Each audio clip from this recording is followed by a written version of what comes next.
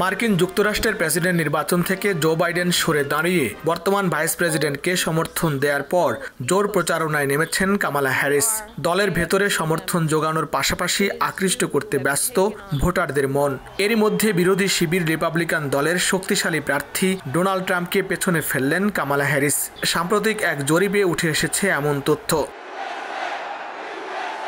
Reuters ইপসোসের পরিচালিত এক জরিপে দেখা গেছে বাইডেন নির্বাচন থেকে সরে দাঁড়ানোর ঘোষণা দেওয়ার পর ট্রাম্পের চেয়ে এগিয়ে থাকা কামালার পয়েন্ট বেড়ে দাঁড়িয়েছে 42 থেকে 44%। যুক্তরাষ্ট্রের পরবর্তী প্রেসিডেন্ট হিসেবে 59 বছর বয়সী কামালা হ্যারিসকে মানসিকভাবে তীক্ষ্ণ এবং চ্যালেঞ্জ মোকাবিলায় সক্ষম হিসেবে দেখছেন দেশটির 56% ভোটার, যেখানে 78 বছর বয়সী ট্রাম্পের প্রতি আস্থা রয়েছে 49%।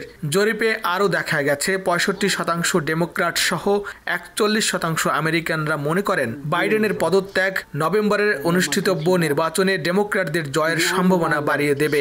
250-টিরও বেশি ডিজাইন অপশন নিয়ে ওয়ালটন স্মার্ট ফ্রিজ, বোঝে আপনার প্রয়োজন।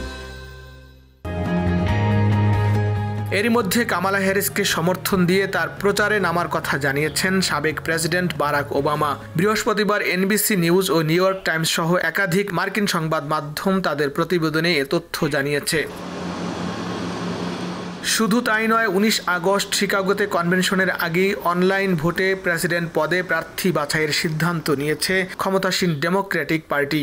ডেমোক্রেটিক ন্যাশনাল কমিটির সভাপতি জেইমি হ্যারিসন জানান, কামালা হ্যারিস যদি একমাত্র প্রার্থী হন তাহলে 1 আগস্ট ভোট হবে। একাধিক প্রার্থী হলে কয়েক রাউন্ডে ভোট চলবে কয়েকদিন। আর 7 আগস্টের আগে কামালাকে তার ভাইস প্রেসিডেন্ট প্রার্থীর নাম ঘোষণা করতে হবে। এ তালিকায় রয়েছেন ক্যালিফোর্নিয়ার গভর্নর গ্যাভিন নিউসাম, কেন্টাকি রাজ্যের গভর্নর অ্যান্ডি বেশিয়ার, পেনসিলভেনিয়ার গভর্নর জশ শাপিরো, নর্থ ক্যারোলাইনার গভর্নর রয় কুপার, অ্যারিজোনার সেনেটর মার্ক কেলি সহ আরও কয়েকজন। ট্রাম্পের বিরুদ্ধে লড়তে সক্ষমতা নিয়ে যখন প্রশ্ন উঠেছে, ঠিক তখনই তার সঙ্গে পরবর্তী নির্বাচনী বিতর্কে অংশ নিতে প্রস্তুত বলে মন্তব্য করেছেন কামালা হ্যারিস। বৃহস্পতিবার গণমাধ্যমকে একথা বলেন তিনি।